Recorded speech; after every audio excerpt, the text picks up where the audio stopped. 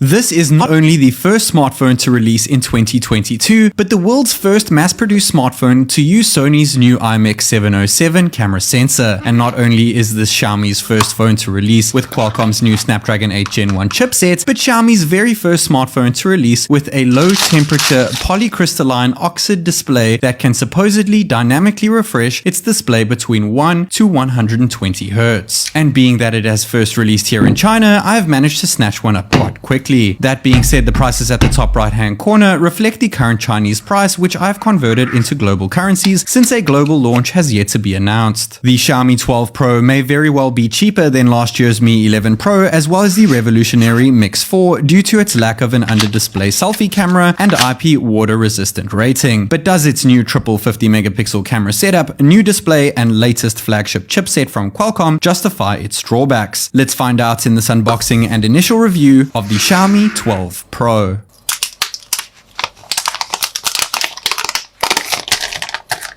The Xiaomi 12 Pro comes in 4 different color variants, namely a blue, pinkish purple, it actually translates to purple, black, or the color that I have here, which is green, and this is the only version to debut with vegan leather. It feels absolutely amazing in the hand, and its touch is quite satisfying as well. It makes it a tad lighter too, but a smidge thicker. We'll get to that in a sec, but as of right now, the overall design, I feel, is the best looking Xiaomi device I have ever laid my eyes on. Slapping on that back cover, not so much, since they still just include a silicone case in the box. Nevertheless, it's a silicone case, it's a free case, it comes in the box, good to slap on day one, but I do recommend using it without a case if you do decide to pick up the vegan leather version. Moving on to the actual specs inside of the phone, it is kitted with a 4600 mAh battery and 120 watt wire charging, 50 watt wireless charging with a new in-house Surge P1 charging chip. Of course, it also has that brand new Snapdragon 8 Gen 1 chipset run on 4nm process node technology, but do bear in mind that this time around there is no IP certification. What has stuck around is the Gorilla Glass Victus display and of course an aluminum frame. The leather version is however thicker at 8.66mm thick when compared to the Glassback's 8.16, though it is 1 gram lighter at 204 as opposed to 205 grams. And the only cutout at the back of that vegan leather finish is of course the new camera module, and I must say it looks absolutely elegant. We are kitted with 3 50 megapixel lenses here. The ultra wide and telephoto lens both share the same sensor, that being a Samsung ISOCELL JN1 sensor, and the main camera is kitted with the brand new world's first Sony IMX707 sensor. The main one is the only lens here that supports OIS. And when compared to the iPhone 13 Pro Max on the left hand side and Pixel 6 Pro on the right hand side, the Xiaomi 12 Pro in the middle, using a 50 megapixel ultra wide sensor, doesn't do a half bad job. It actually gives a nice warmish feel to it when compared to the other two devices, though it doesn't have the widest ultra wide field of view around. And when binning that ultra wide shot down 4:1 binning to 12.5 megapixels, it looks even better thanks to AI algorithms. The 50 megapixel main shot, using of course that IMX707 sensor, does a pretty decent job compared to these two giants alongside it, though it doesn't seem to be quite as bright as the Pixel 6 Pro. But of course the Pixel 6 Pro was binned down because you can't actually take a raw 50 megapixel shot on the Pixel 6 Pro for some reason. And now binning down the Xiaomi 12 Pro, you can see it brightens things up once again thanks to AI, and also giving it some decent dynamic range. The Xiaomi 12 Pro kicks in its telephoto camera sooner than the other two devices over here, since it starts at 2x optical zoom, but that is the max optical zoom that you can get. With previous Xiaomi flagships, we've seen 5x optical using periscope cameras, so I guess that's one of the drawbacks over here. And when binning down the telephoto camera from 50 megapixels to 12.5, it looks even better. But as soon as we move past 2x to 3x, we are unfortunately kitted with digital zoom on the Xiaomi as opposed to the optical zoom on the iPhone 13 Pro Max, which is of course rocking at 3x over here. And you can see the clarity is quite a bit ahead in terms of the iPhone when compared to the Xiaomi and the Pixel, since the Pixel is still running at 3x digital zoom over here using its main sensor. But going into 4x zoom, zoom, this is when the Pixel 6 Pro shines on the right hand side over there using optical zoom with its periscope telephoto sensor, and hopping into 10 times digital zoom across all of them using their respective telephoto or periscope telephoto camera that is on the Pixel at 10 times running digitally. You can see that the Xiaomi 12 Pro is kind of lagging behind the other two phones over here. When comparing portrait shots over here between the three devices, I feel that the Xiaomi kind of darkens things out a bit here and blurs a bit too much in the background, but nevertheless it still does a pretty darn good job with almost perfect edge detection. And taking another portrait shot over here of my pal little Yoda over here, I actually think the Xiaomi's photo looks better than the other two in terms of lighting. It has more dynamic range, there is more detail within the cracks of Yoda's face, but the detail that is in the cracks doesn't give it as much of a natural look as you would see on the iPhone or the Pixel. So I guess in retrospect it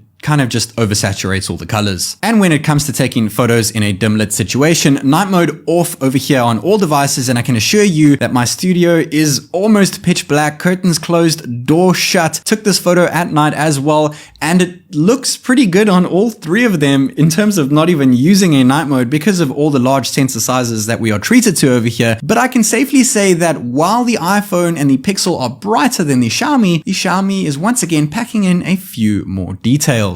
And switching night mode on all three devices, while once again the iPhone and Pixel are a lot brighter with the Pixel being the brightest over here, they kind of look a bit artificial. It almost looks like there is a light shining on them for some reason, whereas the Xiaomi keeps things nice and neutral. But this is probably because of Xiaomi's new night mode algorithms, thanks to that new Snapdragon 8 Gen 1 chipset. And when it comes to video, of course, all three of these devices can shoot 4K at 60 FPS, all of them nice and smooth. I can see a bit of jitteriness on the Xiaomi over here, but the clarity is still on par with the other devices. And when comparing ultra-wide, the Pixel 6 Pro is limited to 4K 30 FPS, where the others can go up to 4K 60. And the iPhone has the widest field of view over here, with the Pixel pretty much matching that of the Xiaomi in terms of field of view. So the iPhone actually seems to do better with clarity, getting close up and personal to a subject. The Xiaomi 12 Pro can also shoot 8K video, though still limited at 24 frames per second. It looks nice and clear, but it is a bit jittery. It still looks absolutely phenomenal if you ask me though. The cameras of the brand new Xiaomi 12 Pro are fantastic, and I cannot wait to deep dive more into them in my full review. We have a power button on the right hand side as well as a volume rocker. At the bottom we have a dual SIM 5G standby tray. There is a water resistant seal over there, even though it's not IP certified. USB 2.0 Type-C port, first dual speaker at the bottom, second dual speaker at the top, and of course this is paired alongside Harman Kardon and Dolby Atmos,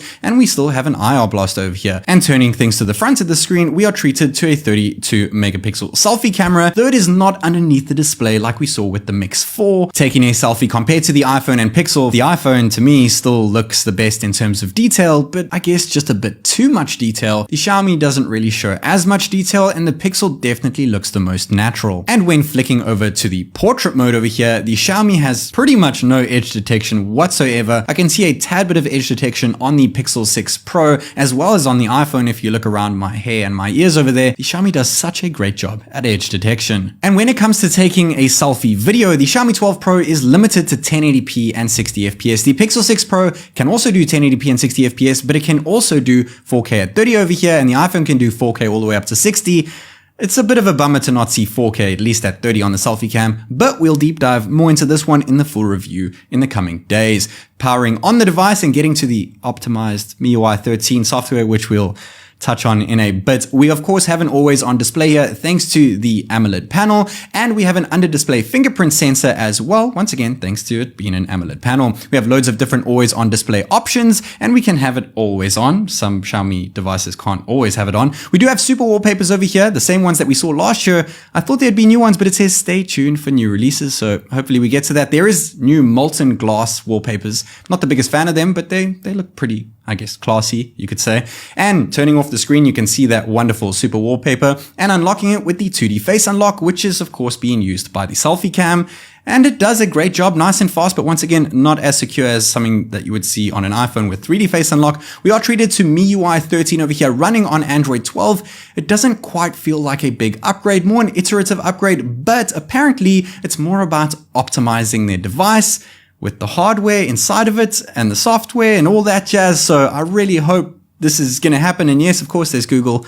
All Google stuff works on Xiaomi phones as well as the Play Store, even on the Chinese version. There is a new widgets folder over here, which they harped on about in the event. And though it's cool, it's mainly only targeted to Chinese users. And if you want to go to normal widgets, it can take you a full 30 seconds to get to it. And once you get there, they're not in alphabetical order, so it's really hard to find. And if you do want to search for them by just searching at the top, such as searching for YouTube over here, since we just made a widget for YouTube Music, it doesn't find it at all, though we still can find it in the widgets menu once we actually deep dive into it.